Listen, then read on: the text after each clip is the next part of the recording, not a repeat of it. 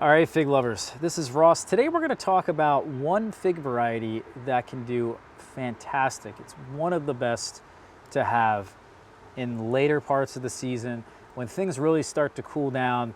You get that fall weather, even possibly a bit of rain. This variety shines above, I think, most of them, if not all of them, and it's called Hivernenca.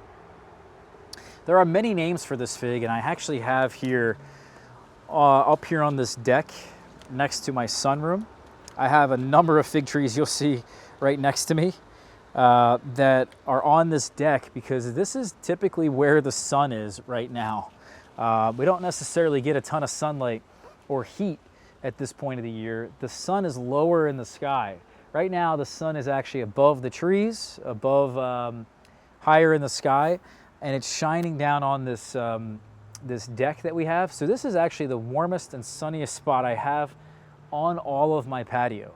So this is really the best place to kind of finish off a lot of varieties so that they can ripen their full crop before the season actually ends. So I stick them here, and a lot of the varieties that you'll see up here are varieties of the Hivernenca fig. There's many names for it, many different strains for it. We have right here actually one called Lampiera 1. This fig that we looked at actually is just called Hivernenca. There's also De la Senyora Hivernenca. This one right here I think is called Can Planetes. We have Verdal Longue over here. We have D.N. Amoros, Pond's fig. And all of these really are of the same type. There's many different types of figs that you can classify a lot of figs into one category, because a lot of people are kind of really lazy with naming and don't really do the due diligence to actually name a fig, or they will give a fig the wrong name or a name that already exists, a different name, excuse me, if the name already exists, and they didn't really know any better. So instead of having one Hivernenca, I actually am growing 8 or 9 or 10 of them. And so there's the problem, but they definitely have good observable differences between them. They're not all exactly the same. Just because one Hivernenca fig is called Hivernenca and the other one's called De la Senyora Hivernenca doesn't mean they're going to be the same. In fact, there's definitely some easily observable differences that I noted, especially with this one. I've been really impressed with that we just looked at. It is just called Hivernenca. I would say though that they're all very, very productive trees. Never really had an issue with production. I do find that the leaf pattern is almost exact on almost all of them. The shape of the fruit is very similar. The size of the fruit can be different. But in general, you're getting a fig that really tastes great, ripens well in the fall because it has a shorter hang time. And this is a fig yesterday I would have looked at and I would have told you it wasn't ripe. But I come out here today, it's actually got drooping. You feel the neck is soft. And so I'm going to pick it, and I'm going to show it to you guys because this is a great representation of this variety. It gets this greenish yellow skin to it, and then actually starts to get this dark purple hue on the skin that overlays on top of that green and yellow. And the cracking is probably the most distinctive of this variety. You end up getting a lot of cracking as it ripens. A lot of it can happen towards the eye.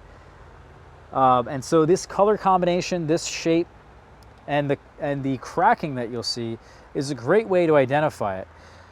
In only about, I would say, a very short amount of time, I guess I wasn't counting, but maybe yesterday, I think, was really the first day that you could have said that this was a part of the hang time, that it was just starting to swell, it was just starting to become susceptible to rain or poor conditions, to critter damage.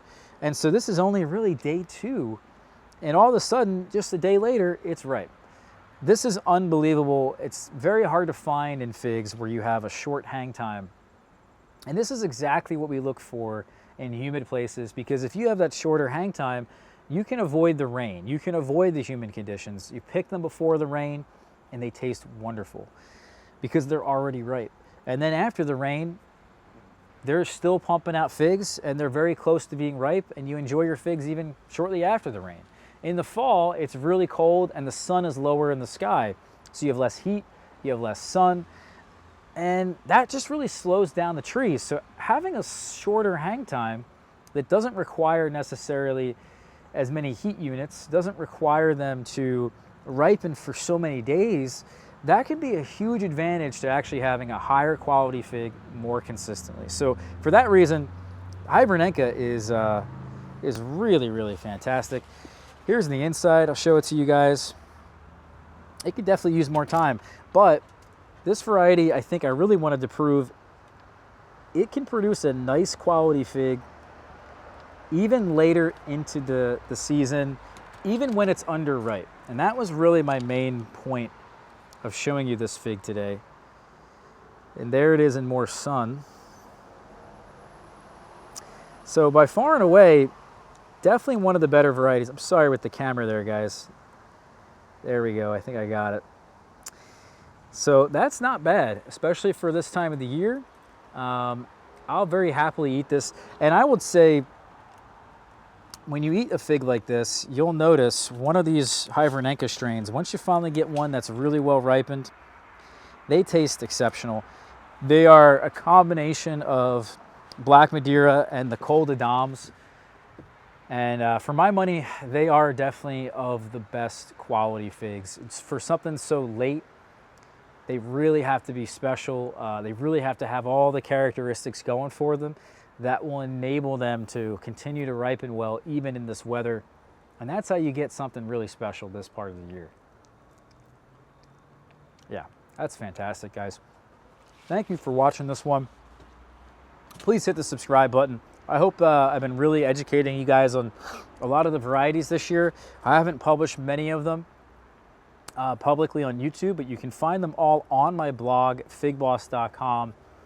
There's so much information there, and as every day goes by, I keep releasing more videos that are not actually released on my YouTube channel. They're exclusively on my blog. So if you want to check those out, go there, figboss.com. Please hit the subscribe button, hit the like button. See you for the next one. Take care, guys.